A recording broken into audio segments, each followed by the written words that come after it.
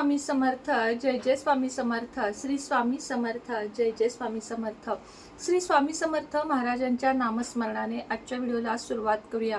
शुभ दुपार तुम्हा सगळ्यांना. कसे आहात तुम्ही सगळे? आशा व्यक्त करते स्वस्त असाल, मस्त असाल, स्वामींच्या सेवेमध्ये रममाण असाल. आज आहे एकादशी आणि अधिक महिन्यातील एकादशी खूपच शुभ असते आणि या दिवशी केलेल्या ज्या सेवा आहेत त्या भगवान विष्णूंना समर्पित आहेत. त्यामुळे आजच्या दिवशी काय करायचे हे कालच्या व्हिडिओमध्ये आपण सांगितलेले आहे. त्यामुळे सगळ्यांनी त्या सेवा कराव्यात अशी तुमच्याकडून मी करालच अशी अपेक्षा व्यक्त करते.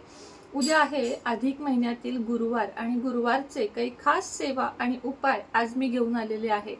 अधिक महिन्यातील गुरुवार हा सुद्धा सर्वश्रेष्ठ मानला जातो, कारण अधिक महिना हा प्रत्येकी 3 वर्षांनी येतो आणि अधिक महिना हा खास सेवांसाठीच असतो. म्हणजे तुम्हाला जे काही देवाचं करायचंय, मंत्रसिद्ध करायचं आहे किंवा तुम्हाला देवाच्या कुठल्या सेवेला नवीन सुरुवात करायची आहे, तर उद्यापेक्षा चांगला दिवस नाही. म्हणजे गुरुवार असेल, मंगळवार, हे जे विविध दिवस आहेत, पण आपल्याला महाराजांसाठी म्हणाल तर आपल्याला गुरुवार खूप जास्त महत्वाचा आहे.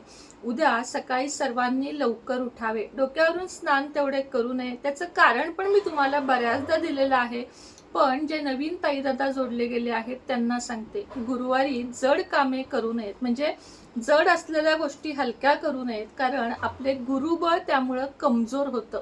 आता गुरुबळ कमजोर झाल्यावर काय होतं, तर अर्थातच गुरुबळ कमजोर झाल्यावर म्हणजे आपल्याला गुरुची कृपा आपल्यावरची कमी होते. त्याच पद्धतीने घरामध्ये वादविवाद होतात, घरामधली धनधान्य संपत्ती विचित्र गोष्टींसाठी खर्च होतो. आणि गुरु स्ट्रॉंग असेल, म्हणजे गुरु हा आपल्या आयुष्यातील एक इतका महत्वाचा स्ट्रॉंग ग्रह आहे की तो आपला गुरु, शुक्र, बुध, हे काही जे ग्रह आहेत, बाकीचे तर आहेतच, पण हे 2-3 ग्रह विशेष मानले जातात गुरु कृपेसाठी आणि गुरु ग्रह स्ट्रॉंग होण्यासाठी. म्हणून गुरुवारी तुम्ही ज्यांना कुणाला गुरु मानता त्या गुरूंची सेवा अवश्य करावी.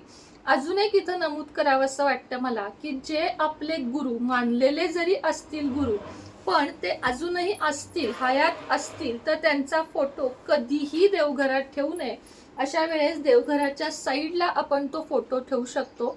पण असतील अजून ते गुरु, असं मानतोय ना आपण, कुणाला तरी गुरु मानले, बाबा त्यांची दीक्षा घेतलीये, तर कधीही त्यांचा फोटो हा देवघरामध्ये ठेवू नये.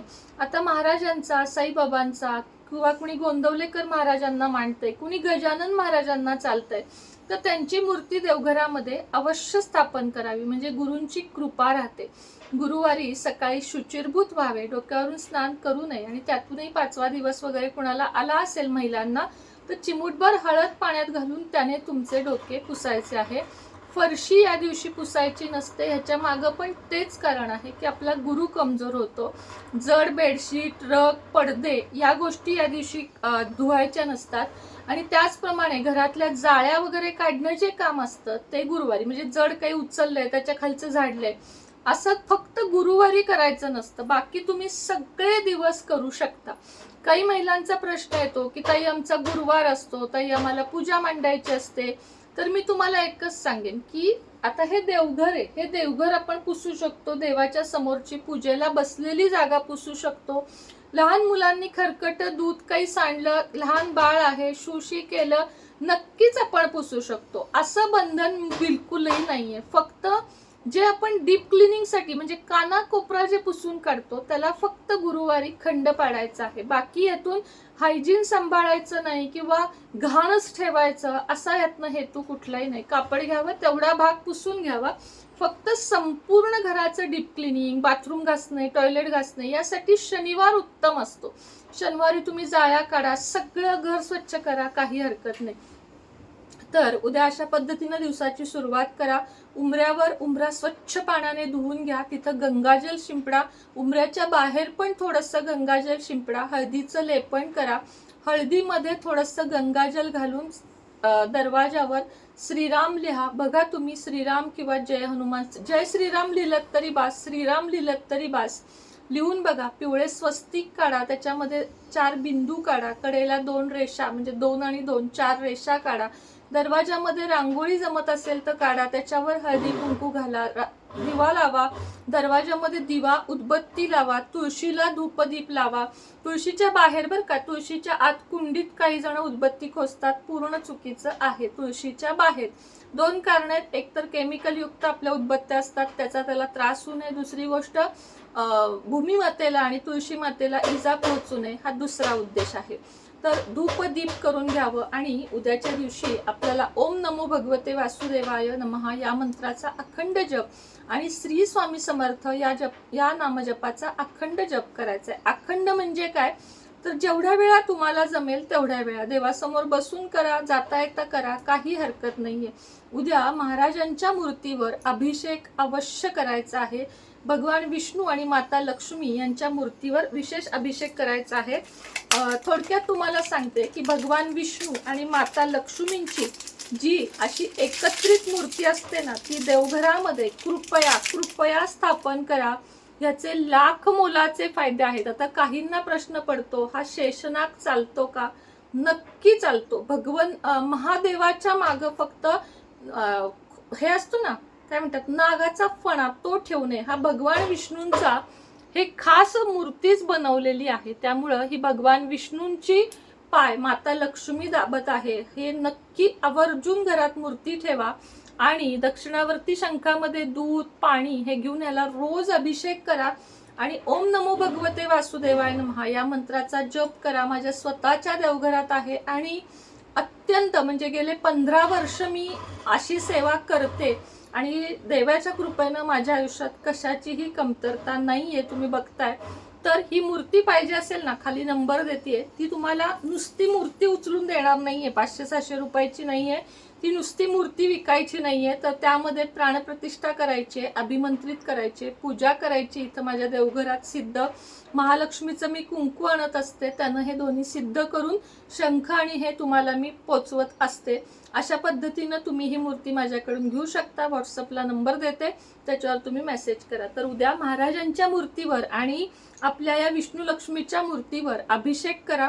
महाराजांच्या मूर्तीवर अभिषेक 21 वेळा पाण्याने करा, 21 वेळा पंचामृताने करा. ओम नमो भगवते विष्णुदेवाय किंवा ओम नमो भगवते वासुदेवाय नमः या मंत्राचा जप करा आणि श्री स्वामी समर्थ हा जप करा. मूर्ती स्वच्छ करून घ्या, पाणी पंचामृत पुन्हा पाणी, मूर्तीला अत्तर लावून घ्या, वस्त्र फुलं हे दोन्ही वाहा, पिवळे फूल आठवणीने वाहा आणि पिवळ्या कलरची मिठाईचा नैवेद्य, म्हणजे मिठाईच असं नाही, केळ सुद्धा दाखवू शकतो, केळाचा नैवेद्य दाखवून घ्या आणि त्यानंतर देवासमोर बसून आपले गुरुचरित्र चालत तोंडात स्वामी सारामृताचे संपूर्ण पठण करा. 1 ते 21 अध्याय पठण करा. गुरुवार आहे, अधिक महिना आहे, एक पारायण घरात घडून जाऊ दे.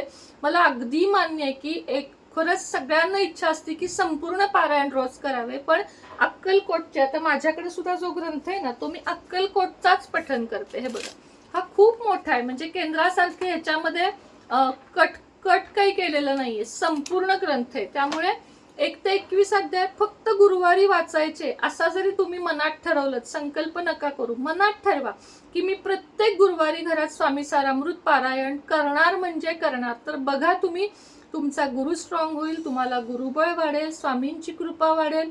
अर्थातच स्वामींची कृपा असेल, घरामध्ये अडचणी दूर होतील, कुठल्याही असतील, आर्थिक, मानसिक, शारीरिक, आरोग्य, अभ्यास विषयक, तर तुम्हाला याचा फायदा होईल. गुरुचरित्रातला अध्याय 14वा प्रत्येक गुरुवारी आणि दररोज वाचण्याचा प्रयत्न करा. 14वा अध्याय कशासाठी, तर दुःख दूर होण्यासाठी, संकटे दूर होण्यासाठी.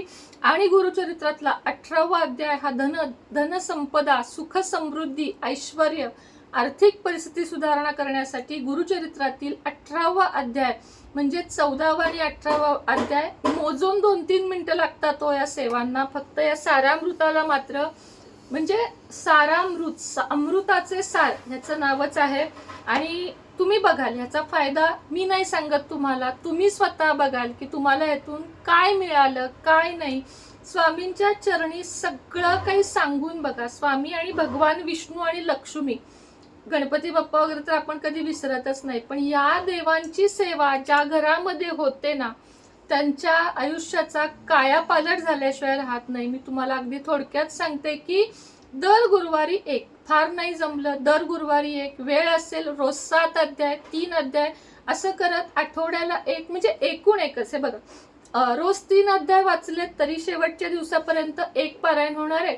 फक्त गुरुवारी विशेष वेळ काढून 1 ते 21 अध्याय वाचले तरी तुमचं संपूर्ण पारायण होणार आहे. मग कसं करायचं हे तुमच्या हातात आहे. मोजून सेवा नाही करायची, जी काय करू ती तन मन धन लावून आपण करायची. तेव्हा कुठलाही विचार डोक्यामध्ये नकोय. दुःखी असाल, संकटात असाल, नुसते स्वामींपुढे हात जोडा, प्रार्थना करा की माझं आता मन नाहीये वाचनामध्ये, मी नाही वाचू शकत आहे, मी खूप माझ्या डोक्यात काही चालू आहे, महाराज मला माफ करा, माझं डोकं थोडं शांत करा, माझ्यावर तुमचा वरदहस्त राहू दे, आणि मग बघा आणि त्यानंतर वाचनाला सुरुवात करा. वाचन हे अभ्यास म्हणून नाही करायचं, तर हे उपासना म्हणून करायचंय, देवाची भक्ती म्हणून करायचंय. केलं तर आपल्या आयुष्याचं कल्याण होणार आहे आणि आपल्यासोबत आपल्या संपूर्ण कुटुंबाचं. कारण प्रत्येक घरात जर एक स्वामी सेवेकरी असेल तर त्या घराची कायापालट होते. म्हणून घराघरात एक एक स्वामी सेवेकरी घडला पाहिजे, ही माझी तळमळ आहे. आणि हीच तळमळ तुमची पण राहू दे. काहीच नाही करायचं, फक्त व्हिडिओ शेअर करायचा आहे, लाईक करायचा आहे, सबस्क्राईब करायचा आहे. आपल्या जेवढे काही नंबर असतील व्हॉट्सअपमध्ये की एक सेवेकरी तुमच्याकडून जर घडला तर त्यांची सेवा सुद्धा तुम्हाला पुण्य देऊन जाणार आहे. फक्त दिवसभरात एकदा श्री स्वामी समर्थ अशी आतुरतेनं हाक तर मारून बघा. नाही आयुष्याचा कायापालट झाला तर माझा हा व्हिडिओ मी ठेवणार नाही. श्री स्वामी समर्थ.